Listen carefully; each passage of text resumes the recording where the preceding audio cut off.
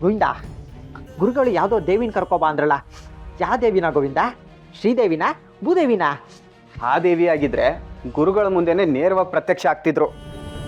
ಬಾಗ್ಲಲ್ಲಿ ಬಂದು ನಿಂತಿರುತ್ತೆ ಅಂದರೆ ಇದ್ಯಾವುದೋ ಮೂದೇವಿನೇ ಆಗಿರಬೇಕು. ಸರಿಯಾಗಿ ಹೇಳಿದೆ ಗೋವಿಂದ. ಅಯ್ಯೋ, ಈ ಗಬ್ಬನಾಥ ಅಷ್ಟೊತ್ತಿಂದ ತಡ್ಕೊಳಕ್ಕೆ ಆಗ್ತಾ ಇಲ್ವೇ. ಈ ಅಡುಗೆ ಭಟ್ಟ ಎಲ್ವದ? ಅಡುಗೆ ಮನೆಯಲ್ಲಿ ಇಲಿ ಗಿಲಿ ಏನಾದರೂ ಸಾಯಿಸ್ಬಿಟ್ನಾ? ಅಯ್ಯೋ, ಇದು ಇಲಿ ಸತ್ ವಾಸನೆ ಅಲ್ಲ ಗುರುಗಳೇ.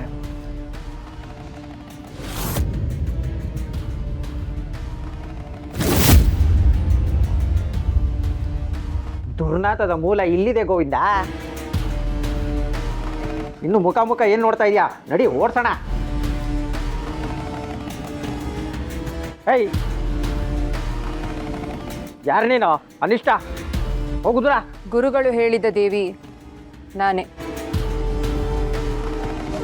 ಏನು, ನೀನು ದೇವಿನ? ಹೌದು. ಒಂದು ಮಂಡಿ ಮೈಲ್ಗೆ ಹೊತ್ಕೊಬಂದು ನಿಂತಿದ್ಯಾ? ದೇವಿ ಅಂತೆ, ದೇವಿ. ಇದು ಆಚಾರ ವಿಚಾರ ಮಡಿ ಇರೋ ಮಠ. ನಿನ್ನನ್ನು ಒಳಗೆ ಸೇರಿಸೋದಕ್ಕೆ ನಮ್ಮ ಗುರುಗಳಿಗೆ ತಲೆ ಕೆಟ್ಟಿದ್ಯಾ? ಯಾರಿಗೆ ಹೇಳ್ತಿರೋದು? ಹೋಗ್ತೀಯಾ ಇಲ್ಲ ಕಲ್ತ್ಕೊಂಡು ಹೊಡಿಲ್ಲ?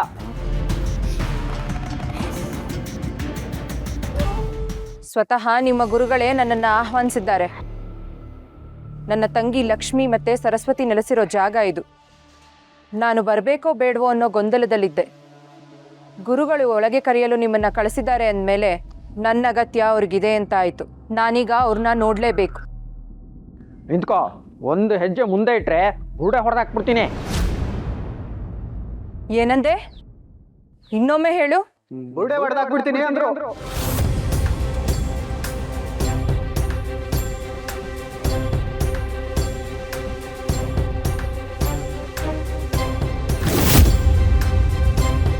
ಅಯ್ಯೋ ಅಯ್ಯೋ ಅಯ್ಯೋ ಅಯ್ಯ ಅಯ್ಯೋ ಅಯ್ಯೋ ಅಯ್ಯೋ ಅಯ್ಯೋ ಅಯ್ಯೋ ಅಯ್ಯೋ ಅಯ್ಯೋ ಅಯ್ಯೋ ಅಯ್ಯೋ ಅಯ್ಯೋ ಅಯ್ಯೋ ಏಯ್, ನಿಂತ್ಕೋ, ನಿಂತ್ಕೋ. ಏಯ್, ನಿಂತ್ಕೋ. ಅಯ್ಯೋ ಅಯ್ಯೋ ಅಯ್ಯೋ ಅಯ್ಯೋ ಅಯ್ಯೋ.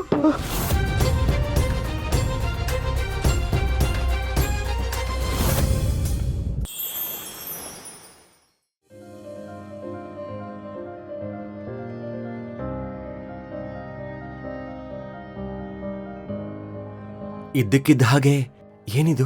ಮನಸ್ಸಲ್ಲಿ ಏನೋ ಕಳವಳ ಕಾಡ್ತಿದೆಯಲ್ಲ. ಬೆಳಕಿದ್ರೂ ಕತ್ತಲು ಆವರಿಸದ ಹಾಗಾಗ್ತಿದೆಯಲ್ಲ.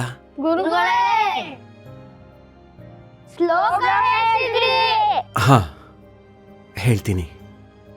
ಉದ್ಯಮೇನ ಹಿ ಸಿದ್ಧ್ಯಂತೆ ಕಾರ್ಯಾಣಿ ಮನೋರಥೈ ನಹಿ ಸುಪ್ತಸ್ಯ ಸಿಂಹಸ್ಯ ಪ್ರವಿಶ್ಯಂತಿ ಮುಖೆ ಮೃಗಾಹ.